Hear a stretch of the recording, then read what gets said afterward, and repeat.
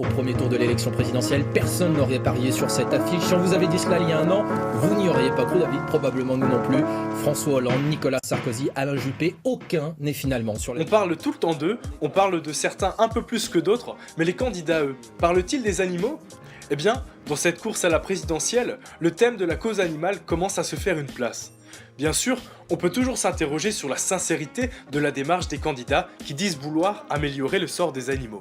Entre opportunisme et progressisme, la frontière est mince. Lorsque 81% des Français jugent la cause animale importante, ça ne serait pas malin de passer à côté.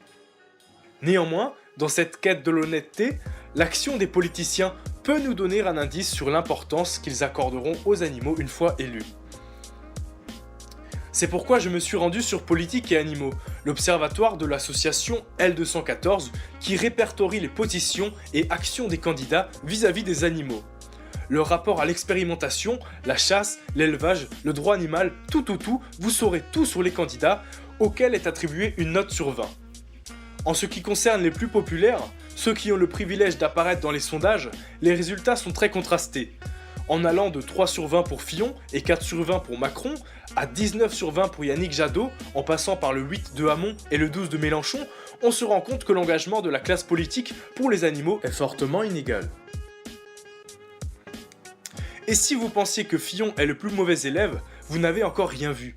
Non, cette fois-ci, le cancre, ce n'est pas lui. Lorsqu'on se penche sur les autres candidats, ceux dont on ne parle presque jamais dans les médias, il y a Michel Alliot-Marie, dont la performance s'élève à 0,1 sur 20. Autant dire qu'avec elle, les animaux n'ont qu'à bien se tenir. Néanmoins, certains parmi ces autres candidats semblent laisser la porte ouverte à l'espérance d'une vie meilleure pour les animaux. Parmi eux figurent Nicolas Dupont-Aignan, Jacques Cheminade, Philippe Poutou, Ramayad ou encore Charlotte Marchandise, la grande gagnante de la primaire citoyenne et celle qui manifestement propose le meilleur sort pour nos amis les sans-voix. Cette place sur le podium aurait pu être partagée avec Michel Fize, alias le candidat des animaux, s'il n'avait pas retiré sa candidature faute de soutien suffisant. Il faut dire que lorsqu'on construit principalement un programme autour de la cause animale, la probabilité d'obtenir de nombreux soutiens est faible. Et c'est probablement le problème auquel va se heurter le parti animaliste aux élections législatives de juin. Cependant, de telles initiatives ont le mérite de rendre visible la cause animale sur la scène politique. Et de ce côté-là, les associations de défense animale ne sont pas en reste. Récemment, 26 organisations se sont regroupées au sein du collectif Animal Politique, dont le manifeste regroupe 30 propositions visant à mettre la condition animale au cœur des enjeux politiques. Soumis aux candidats à l'élection présidentielle, ce manifeste constituera un marqueur important de l'engagement des candidats pour les animaux. L'influence du collectif Animal Politique pourrait être d'autant plus forte que des acteurs majeurs de la défense animale en font partie.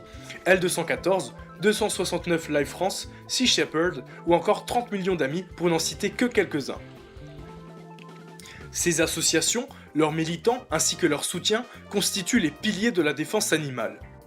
On peut en être certain, c'est de l'union entre cette mobilisation citoyenne et le pouvoir politique que naîtra la libération animale. Bien sûr, la route vers cette émancipation est encore longue.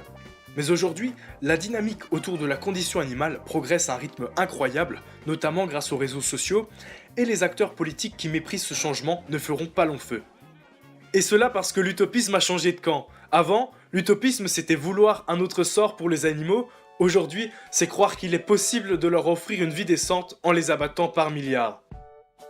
Cela, certains candidats aux élections présidentielles l'ont bien compris. Évidemment, tous n'auront pas la chance d'accéder à la présidence, ni même au second tour des élections.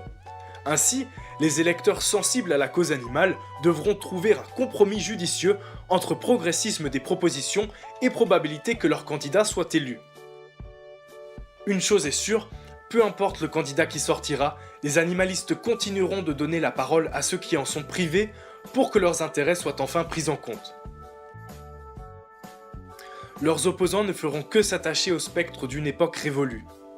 Aujourd'hui, et surtout demain, il ne sera plus question de remettre en cause la lutte contre l'exploitation animale, mais bien de discuter à y mettre fin pacifiquement, de façon à ne pas léser les acteurs qui en dépendent.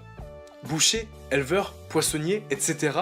seront de plus en plus contraints de mettre fin à leur activité et à se reconvertir, Parce qu'au fur et à mesure que la population se penchera sur la condition animale, la demande baissera.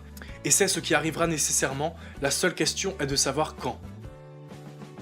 On l'aura compris, la réflexion sur la condition animale dépasse désormais le champ de l'éthique.